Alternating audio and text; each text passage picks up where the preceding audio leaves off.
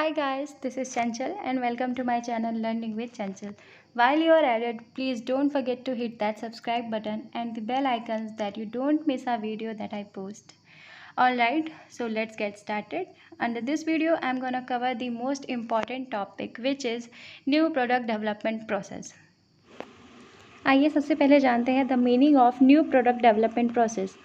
New product development process is nothing but a process of bringing new product to the marketplace. तो new product development process एक ऐसा process कहलाता है जहाँ हमने कोई मान लीजिए नया product हमने बनाया है after the decline stage, तो उस प्रोडक्ट को जब हम एक किसी एक प्रोसेस के थ्रू ऐसे कोई भी हम प्रोडक्ट बना के डायरेक्टली हम कंज्यूमर्स के सामने नहीं रख सकते हैं, उसके कुछ पर्टिकुलर प्रोसेस होते हैं, कुछ 8 पर्टिकुलर प्रोसेस होते हैं, तो उसको जो है न्यू प्रोडक्ट डेवलपमेंट प्रोसेस कहते हैं. Now under this there are 2 terms. इसके अंदर 2 टर्म्स होते हैं. पहला तो हो गया हमारा इन्वेंशन. इन्वेंशन में क्या होता है कि हमने जो है हमारे दिमाग में मान लीजिए कोई आइडिया आया और हम उस प्रोडक्ट को लेके जो है अब उस आइडिया को लेके हम उस प्रोडक्ट को जो है डेवलपमेंट करना चाहते हैं. ये देखिए दिमाग की बत्ती जली और क्या प्रोडक्ट हमको बनाना है इसका हमारे पास आइडिया आ गया, तो हमने जो है एक न्यू प्रोडक्ट इन्वेंट किया है, तो ये इन्वेंशन कहलाता है. और इनोवेशन हम किसको कहते हैं, जो हमारे एग्जिस्टिंग प्रोडक्ट्स हैं, ये मान लीजिए ये पहला का प्रोडक्ट है और ये भी पहले की ही प्रोडक्ट है, पर इसमें हम जो है कुछ ऐसे डिफरेंट आइडियाज़ इसमें पुट कर दें या इसको हम इतना अट्रैक्टिव बना दें, साज सजावट इसमें कर दें कि जो हमारे पुराने कस्टमर्स हैं वो उसको देख के फिर से अट्रैक्ट हो जाएं और उसको जो है परचेज़ कर लें. तो इनोवेशन और invention new product development process में ये 2 चीज़ें आती हैं. और new product development process takes place करता है after the final stage of product life cycle. जो final stage product life cycle की है वो है डिक्लाइन स्टेज. तो डिक्लाइन स्टेज के अंदर 2 टर्म्स आते हैं, इन्वेंशन एंड इनोवेशन. वो आपके प्रोडक्ट के बेसिस पे है कि आपका प्रोडक्ट किस फेज में चल रहा है. न्यू प्रोडक्ट डेवलपमेंट प्रोसेस का पहला और बेसिक स्टेप होता है, प्रोसेस होता है idea generation. The word itself indicates that आपके दिमाग की बत्ती जल चुकी है भैया. That is you are going to generate some innovative idea to bring new product in market. तो इसका बेसिक और सिंपल सा मतलब यही है कि आपके दिमाग की बत्ती जल चुकी है, जैसे इनकी दिमाग की बत्ती जली, ये देखिए. और अब ये जो भी इनके पास आइडियाज़ आए हैं उनको उठा के उनका यूज़ करके एफिशिएंट और इफ़ेक्टिव यूज़ करके वो अपने प्रोडक्ट को लॉन्च कर देंगे in front of the various consumers. Under the process of idea generation there are 2 sources of idea generation. First one is internal and the second one is external. तो internal sources are those idea generations जो कि company का owner अपने employees या मान लीजिए research and development department से ideas जो है कलेक्ट करता है, वो इंटरनल रिसोर्सेज हो गए. वेयरएज एक्सटर्नल सोर्सेज क्या हो गए, जो सप्लायर्स हैं हमारे डिस्ट्रीब्यूशन चैनल्स के अंदर, वो हमको आके कुछ आइडिया सजेस्ट करें, क्योंकि अब वो कस्टमर तक हमारे प्रोडक्ट को पहुंचा रहे हैं. हो सकता है कस्टमर का कोई फीडबैक या तो कस्टमर को क्या पसंद आ रहा है, उन सब चीज़ों के बारे में जब हमें नॉलेज वो प्रोवाइड करवाएं, तो वो एक्सटर्नल सोर्सेज में आ गए. हम हमारे कॉम्पिटिटर्स को देख के, कॉम्पिटिटर्स कैसी पॉलिसी यूज़ कर रहे हैं, कॉम्पिटिटर्स मार्केट में किस तरह का एडवर्टाइजमेंट कर रहे हैं, किस तरह का उन्होंने बेनिफिट, एक्स्ट्रा बेनिफिट जो है प्रोवाइड करवाए हैं कस्टमर्स को टू अट्रैक्ट, तो उन सब को देख के हम एक आइडिया जो है जनरेट कर सकते हैं. अपने खुद के कस्टमर्स को हम देख के, कस्टमर्स, क्योंकि obviously the customers needs wants you have to consider. जब भी हम कोई प्रोडक्ट बना रहे हैं तो कस्टमर को किस तरह की चीज़ें उनको पसंद हैं, उनकी वांट्स क्या है, फेवरेबल कंडीशंस क्या चल रही हैं, तो इन सब को देख के जब हम कोई भी आइडिया का जनरेशन टेक्स प्लेस करता है तो वो एक्सटर्नल सोर्सेज कहलाएगा. न्यू प्रोडक्ट डेवलपमेंट प्रोसेस में जो सेकेंड फेज़ होता है वो होता है स्क्रीनिंग. तो स्क्रीनिंग का क्या मतलब होता है, देखिए जो हमारा पहला फेज़ है आइडिया जनरेशन का, तो हमारे आइडिया हमने देखे पहले 2 सोर्सेज के थ्रू हमको मिल रहे हैं, internal as well as external. तो अब वो जब इंटरनल एक्सटर्नल बहुत सारे आइडियाज़ हमारे पास आ गए, ये देखिए इसके इतने आइडिया आ गए, इन्होंने दिया, कस्टमर्स ने दिया हमें, सप्लायर्स ने हमें अपने आइडियाज़ दिए, हमारे खुद के एम्प्लॉयज़ ने हमें आइडिया दिए. तो ये जो मैनेजर है या तो जो प्रोडक्ट जो बना रहा है, अब वो कंफ्यूज है कि उनमें से अब वो सारे आइडियाज़ को तो ले नहीं सकता. जो एक परफेक्टली फ़िट बैठता है उसके प्रोडक्ट के लिए, एक प्रोड्यूसर के प्रोडक्ट के लिए जो परफेक्टली फ़िट बैठेगा, वो सिर्फ उन्हीं गिने चुने आइडियाज़ को ही लेगा. क्यों, क्योंकि अब वो सारे आइडियाज़, अब ऑब्वियस सी बात है ह्यूमन नेचर है, किसी का दिमाग कुछ और है, किसी के दिमाग में कुछ और है. हाँ, आइडियाज़ सब, सजेशन सब अपने हिसाब से अच्छे ही देते हैं, पर उन सब को हम लेके नहीं चल सकते साथ में। तो स्क्रीनिंग क्या है? आफ्टर जनरलाइजिंग वेरियस आइडियाज़ को जब जनरलाइज करने के बाद एक एनालिसिस टेबल बनाते हैं, उनमें से हम गिने चुने अच्छे आइडियाज़ को गुड आइडियाज़ को हम आइडेंटिफाई कर लेते हैं एंड ड्रॉप पुअर आइडियाज़। ऐसे आइडियाज़ जो हमारे प्रोडक्ट में ज़्यादा कुछ अट्रैक्टिव नहीं दिख रहे हैं, या तो फिर हमारे प्रोडक्ट को कुछ खास नहीं बना रहे हैं वो दूसरों के प्रोडक्ट से, तो उन प्रोडक्ट्स को हम उन आइडियाज़ को हम ड्रॉप कर देते हैं। नाउ इसमें एक स्क्रीनिंग में एक और चीज़ प्रोड्यूसर देखता है कि वो ये देखता है कि क्या वो जो आइडियाज़ ले रहा है वो रियल लाइफ में एग्जिस्ट कर पाएंगी, कि कोई इमेजिनरी लाइफ में तो हमें उसको एग्जिस्ट करवाना नहीं है, उसको जो हमारी रियल लाइफ है उसमें एग्जिस्ट करवाना है। And second, can we win, क्या उसका जो प्रोडक्ट वो उन आइडियाज़ को लेके बनाएगा, क्या वो जीत पाएगा, क्या पहचान बना पाएगा वो अपने नए प्रोडक्ट की। तो इज़ इट वर्थ डूइंग, क्या वो जो कर रहा है वो करना उसके लिए अच्छा होगा कि नहीं होगा। तो इसका ये स्क्रीनिंग होता है। After the completion of screening process, it's time for designing a product. So what does design basically means? To plan and make a drawing of how something will be made. एक pre planning कर लेना, किसी भी चीज़ को लेकर हम कोई product बना रहे हैं, पहले से ही उसका स्ट्रक्चर हम अपने दिमाग में बैठा लें, इस तरह से वो हमारा प्रोडक्ट लास्ट में दिखेगा, उसकी फिजिकल अपीयरेंस किस तरह से होगी। किसी वस्तु की निर्माण की योजना और रूपरेखा बनाना डिज़ाइन कहलाता है। Now at fourth stage marketing strategy and development occurs. तो मार्केटिंग स्ट्रैटेजी क्या है? Understanding customers are known as the king of the market. वो किंग कहलाते हैं मार्केट के, जो हमारे कस्टमर्स होते हैं। तो सबसे पहले हम कस्टमर का नेचर जान लें। मार्केटिंग स्ट्रैटेजी क्या है? हम किसी भी मार्केट में घुसने से पहले, बिजनेस करने से पहले, जो इन्वायरमेंट में हमारे जो कस्टमर्स अवेलेबल हैं उनका नेचर हम पहले जान लें। एनालाइज द मार्केट किस टाइप का है? मार्केट हेट्रोजीनियस टाइप का है, होमोजीनियस टाइप का है, या मार्केट में किस तरह की प्राइस चल रही है, फेवरेबल कंडीशन कैसी है मार्केट की। हम मार्केट के बारे में जाने बिना ऐसे तो कोई प्रोडक्ट ले जाके रख नहीं देंगे। हो सकता है वो बिके, अब भाई आपके लक के ऊपर है, हो सकता है वो ऐसे भी बिक जाए, और हो सकता है आप ऐसे लेके भी बैठे रहें तो वो सालों साल ऐसे ही आप बस बैठे ही रहें, कुछ फ़र्क ही ना पड़े उससे। नाउ एनालाइज दी कॉम्पिटिटर्स।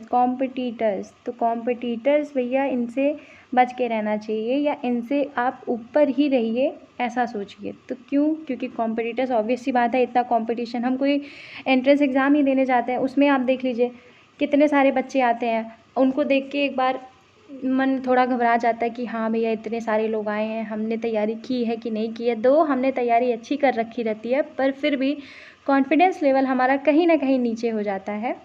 तो सबसे पहले हम एनालाइज़ कर लें अपने कॉम्पिटिटर्स का देख लें कि उन्होंने प्रोडक्ट जो डेवलप किए हुए हैं उनकी सर्विसेज कैसी हैं, उनसे थोड़ा बेस्ट हम रखेंगे, तभी हमारा जो नया प्रोडक्ट जा रहा है वो तभी मार्केट में अपनी एक अलग सी पहचान, अपनी एक अलग प्लेस वो बना पाएगा। मार्केटिंग मिक्स क्या है? मार्केटिंग मिक्स में जो है हमारे पीस आ जाएंगे। प्लेस, प्राइस कैसी रखनी है, प्लेस हमारा क्या, डिस्ट्रीब्यूशन चैनल हमको जो है कैसा रखना है, उसकी पैकेजिंग, लेबलिंग, एडवर्टाइजमेंट हमको कैसा करना है, आपने मतलब प्रोडक्ट को कैसे हमको इंट्रोड्यूस करवाना है मार्केट में through various sources. Now financial analysis करना भी बहुत ज़्यादा ज़रूरी है। अगर आप फाइनेंशियली फ़िट हैं, अच्छे हैं, तो उस हिसाब से आप अपने प्रोडक्ट को जो है और अच्छे तरीके से इंट्रोड्यूस करवा पाएंगे मार्केट में। अदरवाइज़ जिनके पास फाइनेंशियली जो थोड़ी वीक होते हैं उनके पास भी बहुत सारे ऑप्शंस होते हैं, पेपर वगैरह में वो अपना एडवर्टाइज़ करवा सकते हैं, इसमें भी कुछ ज़्यादा पैसे नहीं लगता है। Now the review is what? Review, feedback. हम कोई ऑनलाइन सामान मंगाते हैं, उसमें भी हमको वो लोग जो हैं हमसे अपना रिव्यू मांगते हैं, हमारा फीडबैक वो मांगते हैं। ऑनलाइन डिलीवरी कंप्लीट होने के बाद हमारे पास एक मैसेज आता है कि please share your feedback to us, तो वो उनके लिए बहुत इंपॉर्टेंट होता है। तो ये जो बिजनेसमैन होता है उनके लिए रिव्यू या फीडबैक लेना बहुत ज़्यादा इंपॉर्टेंट होता है। इससे क्या है कि हम कोई भी चीज़ कर रहे हैं, हमारी अच्छाइयाँ तो हमको पता चलती ही हैं, साथ ही साथ हमारी जो बुराइयाँ हैं हमारे प्रोडक्ट में वो भी हमको पता चल जाएगी, उसमें हम चेंजेस लाकर कस्टमर्स को अट्रैक्ट कर सकते हैं, या कस्टमर की नीड के हिसाब से हम प्रोडक्ट बना सकते हैं। तो ये है marketing strategy and development process. Fifth stage we have business analysis. तो बिजनेस एनालिसिस का क्या मतलब है? आप पहले बिजनेस, आप जो प्रोडक्ट बना रहे हैं उसके बारे में आपको खुद को पहले उसके बारे में अच्छी नॉलेज होनी चाहिए। या तो आप जिस बिज़नेस एनवायरनमेंट में घुस रहे हैं आपको उसके बारे में अच्छी नॉलेज होनी चाहिए कि क्या आप जो प्रोडक्ट बना रहे हैं वो प्रॉफिटेबल है या नहीं है। Analyse whether the product is profitable और नॉट। ऑब्वियस ही बात है, हम कोई भी काम कर रहे हैं सबसे पहला हमारा मेन मोटिव ये होता है कि हमारा प्रॉफिट हो। अब हम कोई प्रोडक्ट मान लीजिए हम बना रहे हैं, हम ये तो सोच के नहीं बनाएंगे कि हाँ इसको हम लॉन्च करेंगे और हमारा ज़्यादा से ज़्यादा लॉस हो, नहीं।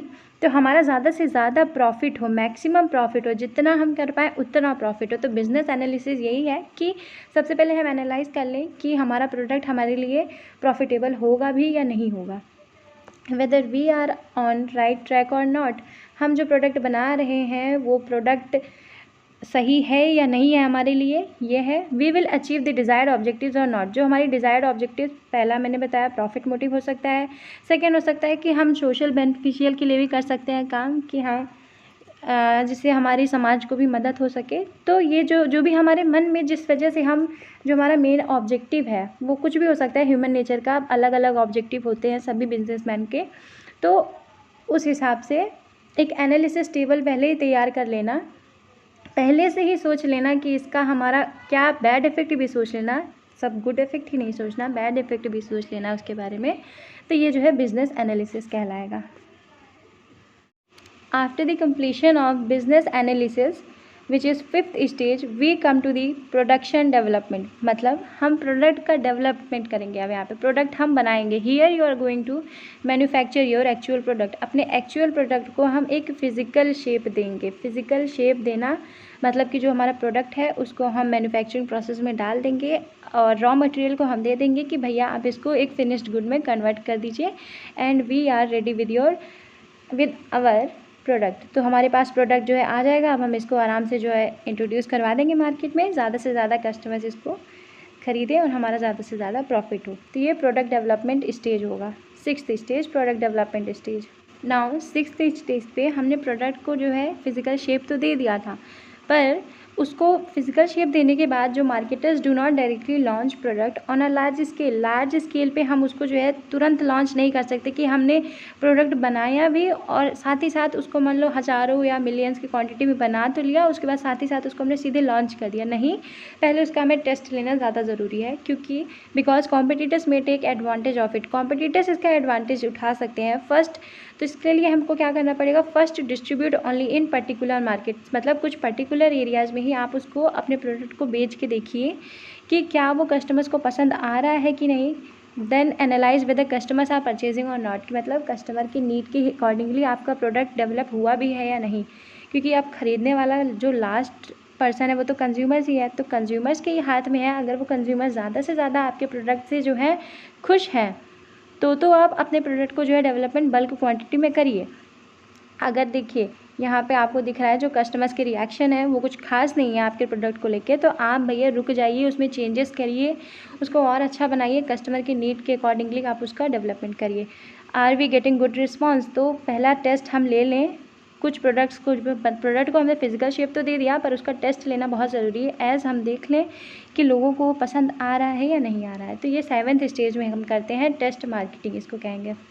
नाउ 7th स्टेज पे हमने क्या किया था, थोड़ी क्वांटिटी में हमने अपने प्रोडक्ट का डेवलपमेंट किया और उसको जो है कुछ पर्टिकुलर एरियाज़ में सेल करके देखा कि कस्टमर के रिस्पॉन्सेज कैसे हैं। नाउ अगर कस्टमर के रिस्पॉन्स इज़ गुड, अगर रिस्पॉन्स हमें अच्छा मिल रहा है, then produce your product in bulk quantity and launch the product on large scale. तो अगर ऑब्वियस सी बात है भैया, अगर हमको ज़्यादा से ज़्यादा प्रॉफिट, ज़्यादा से बहुत अच्छा रिस्पांस मिल रहा है हमारे किसी भी प्रोडक्ट के लिए, तो हम उसको क्या है बहुत ज़्यादा लार्ज क्वांटिटी में बनाएंगे, ताकि जो हमारे कस्टमर्स हैं जो खुश हैं हमारे प्रोडक्ट को लेके, वो ज़्यादा से ज़्यादा उसको परचेज़ करें। एंड डिसाइड, अब इस 8th स्टेज में क्या आता है कि हमको डिसाइड करना है कि हमें अपने प्रोडक्ट को कब लॉन्च करना है, कहाँ लॉन्च करना है। अब इसके लिए भी एक पर्टिकुलर एरिया होती है कि जिस एरिया में हमने उसको बेचा है, ऑब्वियस सी बात है वो लोग को पसंद आया, तो वहाँ पे हमको जो है और ज़्यादा क्वांटिटी में जल्दी से जल्दी सप्लाई करवाना पड़ेगा हमारे गुड्स को। किसको बेचना है, कंज्यूमर्स को बेचना है, पर हमारा जो प्रोडक्ट है उसकी जो है जो प्राइसिंग पॉलिसी है उसको अब ये तो बहुत नॉर्मल सी बात है कि जो प्रोडक्ट है हमारे, जो हाई क्वालिटी के प्रोडक्ट होते हैं उनके रेंजेस भी हाई होते हैं, जो लो क्वालिटी के प्रोडक्ट होते हैं उनके रेंजेस लो होते हैं। तो अब consumers, different types of consumers हैं हमारे एनवायरनमेंट में, तो कैसे कंज्यूमर्स, किस तरह का हमारा प्रोडक्ट है, कहाँ ज़्यादा वो बिक सकता है या कहाँ ऐसे कंज्यूमर्स हैं वो ज़्यादा से ज़्यादा उसको यूज़ करेंगे, उस एरिया में हमको, तो ये होम वहाँ पे आ जाएगा कि हमको भैया किसको देना है, कौन से कंज्यूमर्स को देना है। एंड हाउ में आता है डिस्ट्रीब्यूशन चैनल, मतलब जो सप्लायर्स हैं, या तो हम होलसेलर को जो है कांटेक्ट करें होलसेलर से, होलसेलर रिटेलर्स और रिटेलर्स कंज्यूमर के पास, या तो हम डायरेक्टली जो रिटेलर्स हैं हमारे उनसे हम कांटेक्ट करके कह दें कि आप हमारा सामान लीजिए और अपने कंज्यूमर्स को आप दीजिए, और जो भी उसका प्रॉफिट हो, जो भी रेशियो उन लोगों ने डिसाइड किया हो उस रेशियो में वो बांट लें। तो new product launch 8th stage पे होता है, जहाँ पे हम अपने प्रोडक्ट को ले आके कस्टमर्स के सामने रखते हैं for final consumption. Thank you. I hope you like the video. Please like, share and subscribe to my channel.